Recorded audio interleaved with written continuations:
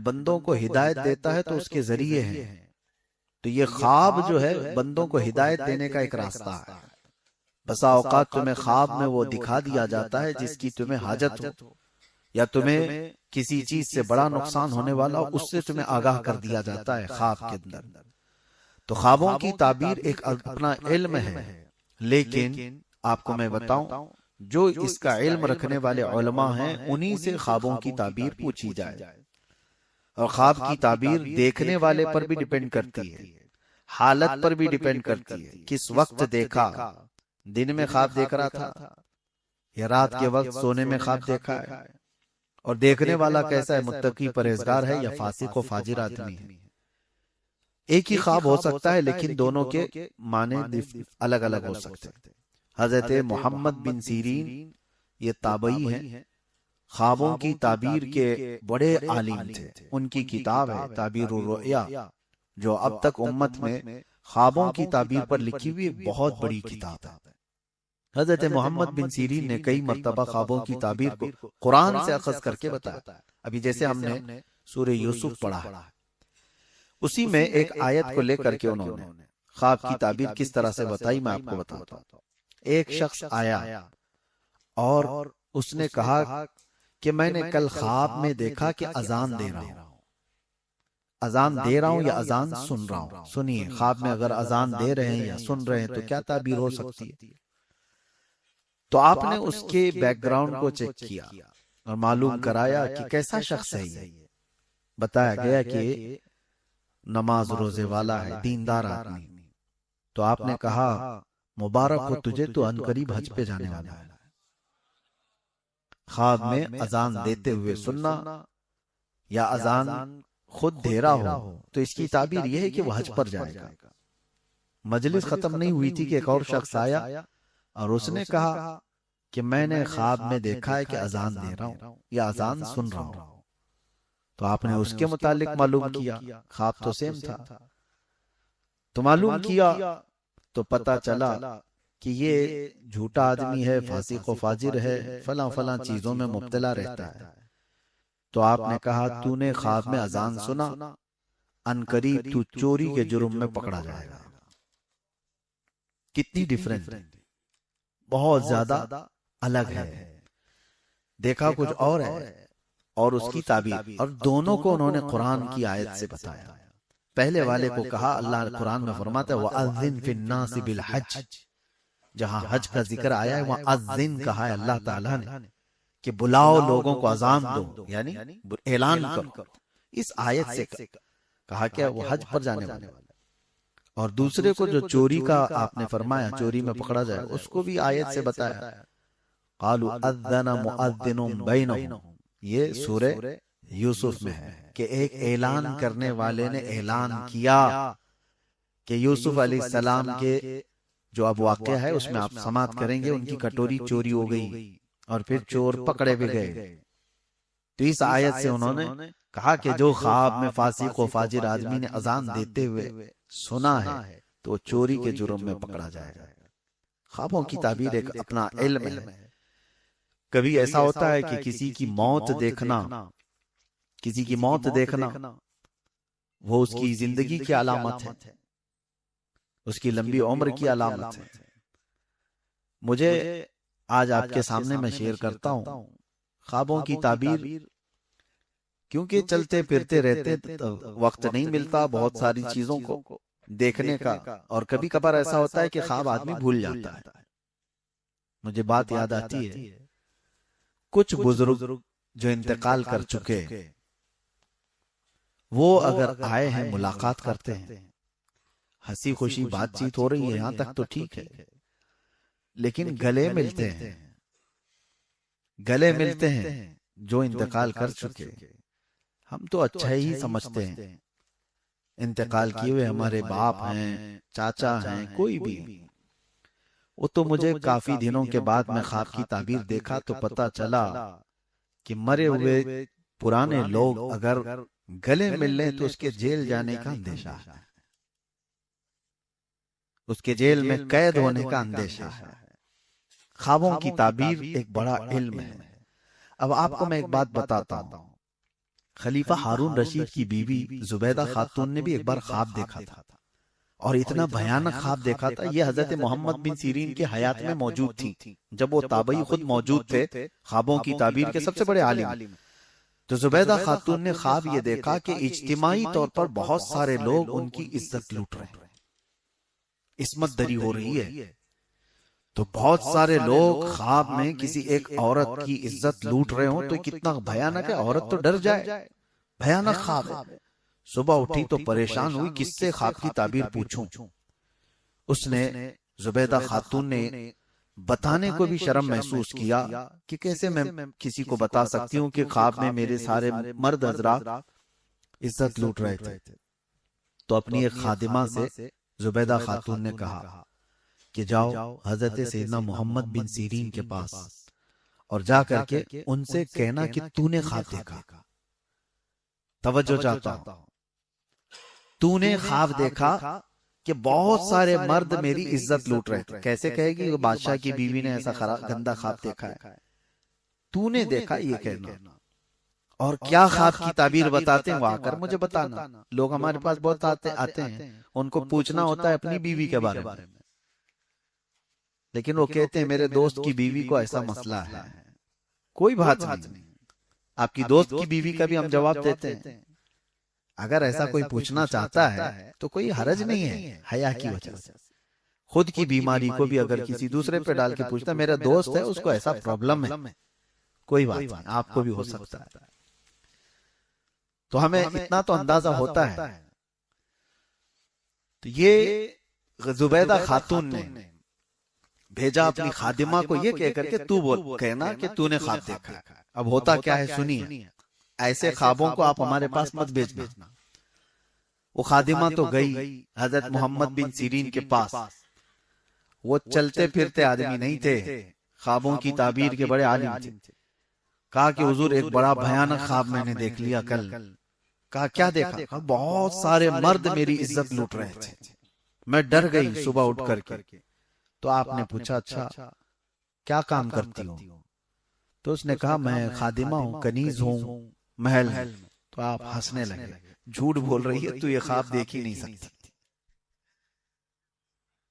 تو نے یہ خواب دیکھا ہی نہیں، جھوٹ کیوں بول رہی؟ اس نے کہا آپ کو کیسے پتا؟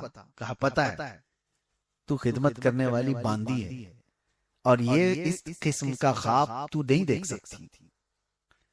تو اس نے کہا اچھا چھوڑیے، کوئی بھی بات ہو، کوئی بھی دیکھا ہو، کون دیکھا ہے بتاؤ۔ پھر اس خادمہ نے بتا دیا کہ خلیفہ ہارون رشید کی بیوی ملکہ زبیدہ نے خواب دیکھا۔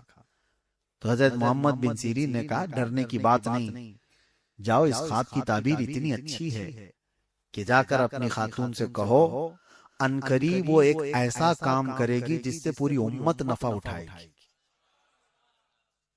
امت کا ایک بہت بڑا حصہ اس سے فائدہ اٹھائے گا۔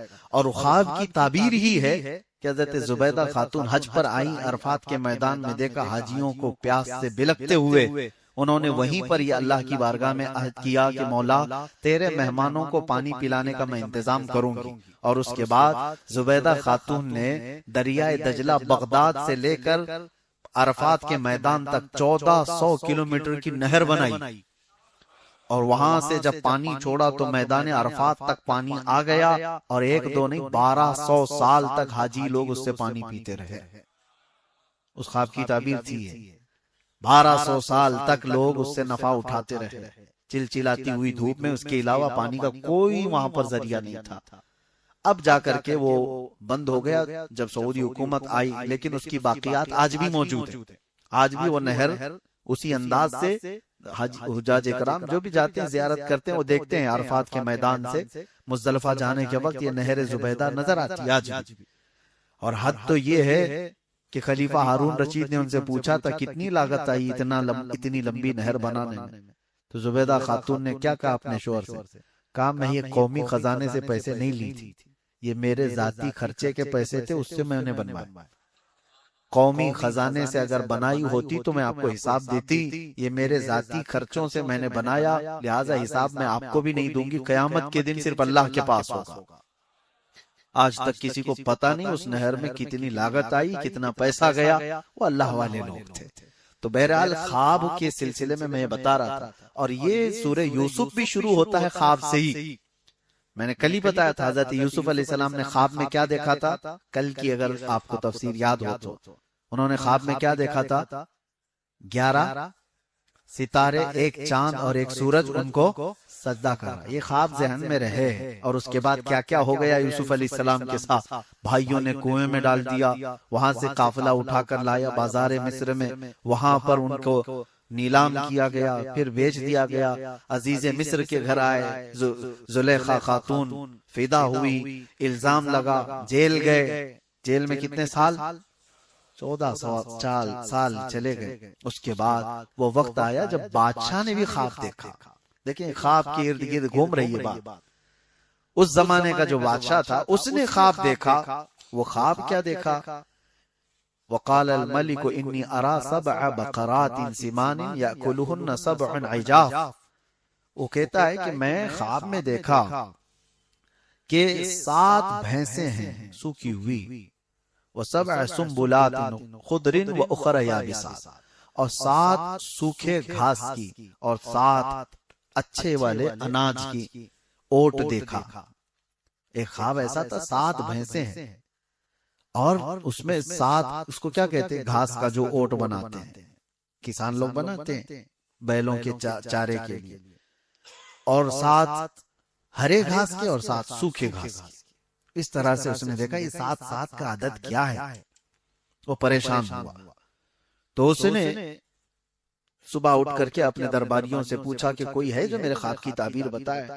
تو اس کے درباریوں میں وہ چھوٹا ہوا قیدی موجود تھا جس کے خواب کی تعبیر حضرت یوسف علیہ السلام نے جیل میں بتائی تھی، جو انگور کا رس نچوڑ رہا تھا، وہ آزاد بھی ہو گیا۔ اس نے کہا کہ ہاں مجھے ایک آدمی پتا ہے جو جیل کے اندر رہتا ہے، خوابوں کی سچی تعبیر بتاتا ہے۔ تو بادشاہ نے کہا اس کو لے آؤ۔ تب یوسف علیہ السلام کو جیل سے آزاد کر کے لایا گیا۔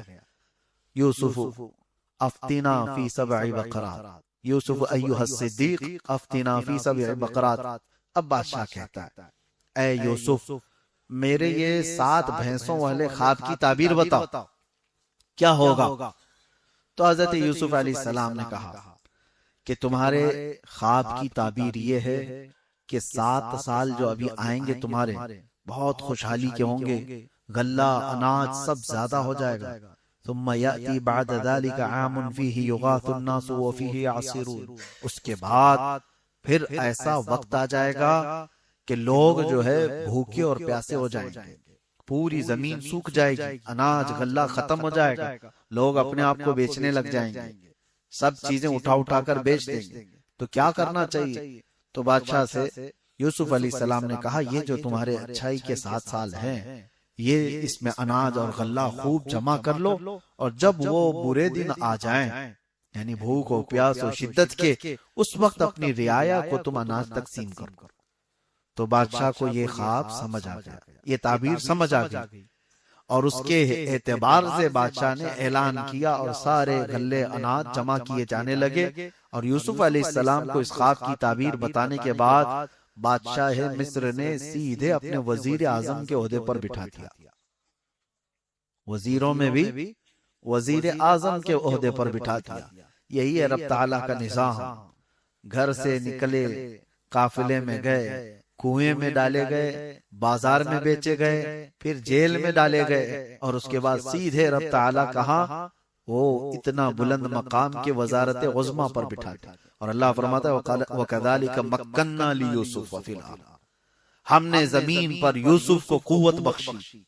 اور یوسف علیہ السلام نے اپنے حسن تدبیر سے ملک کی اور سلطنت کے کاموں کو ایسا نبھانا شروع کیا کہ بادشاہ کا اعتماد پورا آپ کے اوپر۔ 7 سال گزر گئے، اس کے بعد جو قحط کے 7 سال آئے، وہ آگے کے جو 7 سال، تو ساری رعایا پریشان تھی، ہر جگہ سے لوگ بھوکے اور پیاسے، اور کچھ بھی نہیں تھا، سب لوگوں نے جانور بیچ دیے، گھر بیچ دیے، اپنے آپ کو بھی بیچنے لگ گئے۔ تبھی اعلان ہوا کہ لوگوں کی ضروریات کے لیے شاہی خزانے سے غلہ دیا جائے گا، جو جس گھر میں، اب راشن تقسیم ہوتا ہے، جس گھر میں جتنے لوگ ہیں اتنا راشن لے کے جاؤ۔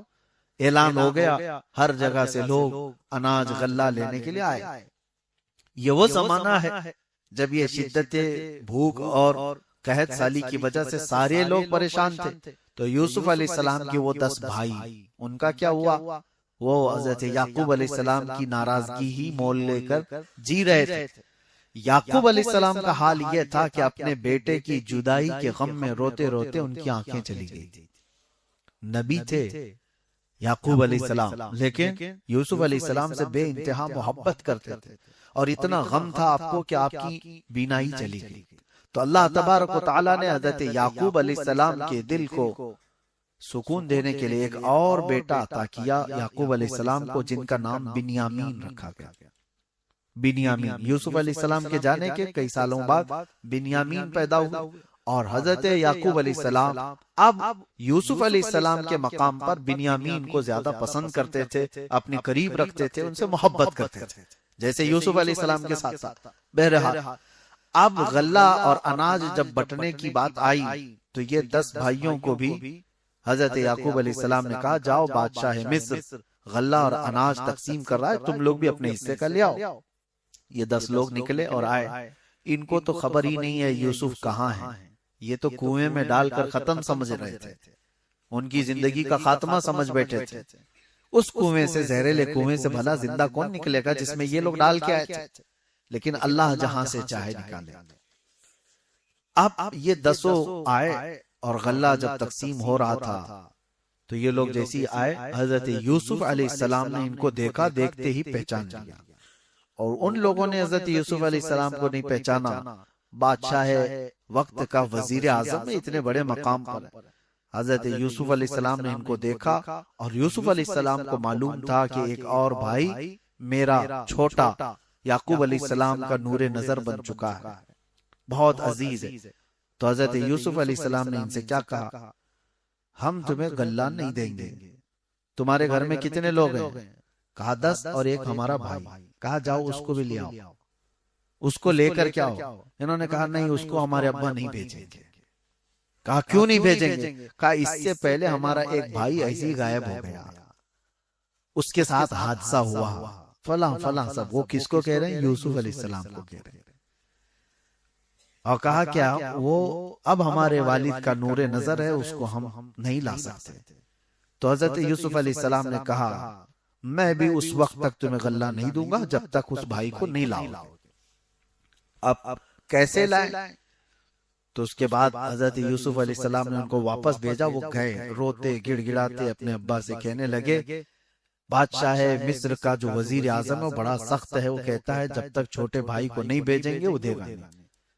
حضرت یعقوب علیہ السلام جلال میں آ گئے اور کہا اس سے پہلے بھی تم لوگوں نے ایسی ہیلے بہانے کر کے مجھ سے یوسف کو دور لے کے، اور کچھ وہاں ان کے ساتھ غلط ہوا، میں نہیں چاہتا کہ میرے اس چھوٹے سے بیٹے کو بھی تم لوگ کچھ کرو۔ انہوں نے قسمیں کھائی، قدموں پہ گرے اور کہا کہ ہم سے جو خطا ہوئی، اتنے سالوں سے ہم آپ کی ناراضگی مول لیے ہوئے ہیں، ہرگز ایسا نہیں ہوگا، پوری ان کی حفاظت کریں گے، ان کے بغیر تو بادشاہ ہمیں کچھ دینے کو راضی بھی نہیں۔ حضرت یعقوب علیہ السلام نے ان کو بھیج دیا، چھوٹے بیٹے کو بنیامین کو لے کر کے 10 بھائی آئے۔ تو حضرت یوسف علیہ السلام نے سب کو دیکھا، اور اس کے بعد غلہ جب تقسیم کر رہے تھے، سونے کی کھٹوری سے اناج دیا جاتا تھا۔ یوسف علیہ السلام نے اپنے چھوٹے بھائی کے جھولے میں وہ سونے کی کھٹوری ڈال دی، اور اس کے بعد سب کو بھیج دیا۔ تھوڑی دیر گزری تھی کہ آپ نے اعلان کروایا کہ شاہی خزانے کی کھٹوری چوری ہو گئی، ناکہ بندی کی جائے اور تلاشی لی جائے، کون لوگ ہیں جنہوں نے یہ چرایا۔ سب کی تلاشی لی گئی تو وہ 10 بھائیوں کے بعد جو چھوٹے تھے بنیامین، ان کے جھولے میں مل گئی، ان کو پکڑا گیا، کہا گیا کہ ان کو پکڑا جائے گا۔ یوسف علیہ السلام جیسے ہی ان کو پکڑ کر کے لائے، اب تو وہ رونا دھونا شروع کر دیا، ہمارے ایک بھائی کے ساتھ ایسا ہوا ہے پہلے، اب ہمارے باپ ہمارا اعتبار ہی نہیں کریں گے، اگر ان کے ساتھ بھی ایسا ہوا تو آپ رحم کرو۔ قالوا یا ایھا العزیز ان له ابا شیخا کبیرا فخذ احدنا مکانہ انا نراک من المحسنین۔ وہ کہتے ہیں ہم میں سے کسی ایک کو پکڑ کے رکھ لو، اس کو چھوڑ دو، یہ 10 ہے نا، ہم ان میں سے کسی ایک کو رکھ لو، آپ اس کو چھوڑ دو، آپ بہت اچھے لگتے ہو۔ انہوں نے کہا وہی کل والی بات میں نے جو کہا جیل والوں کو جس کی ضرورت ہے اس کو ہی پکڑا جاتا ہے۔ حضرت یوسف علیہ السلام نے کہا قال معاذ اللہ ان ناخذ الا من وجدنا متاعنا عنده، ہرگز نہیں اللہ، معاذ اللہ، میں کسی ایسے کو کیوں پکڑوں جس کے پاس ایک کھٹوری نہیں ملی، جس کے پاس ملی اسی کو پکڑوں گا۔ اب وہ پریشان ہو گئے، کیا کریں گے، ہمارے باپ غم سے ختم ہو جائیں گے، انتقال ہو جائے گا۔ تو یہ باتیں چل رہی تھی۔ حضرت یوسف علیہ السلام نے پھر ان سے کہا کہ جاؤ تمہارے والد کو بھی لے آؤ۔ پیارے دوستو، اگر آپ کو یہ ویڈیو پسند آیا ہے تو چینل کو سبسکرائب کر کے بیل آئیکن کو دبا دیجئے، جس سے آپ کو ہمارے اس چینل کے نئے ویڈیو دیکھنے کو ملیں گے۔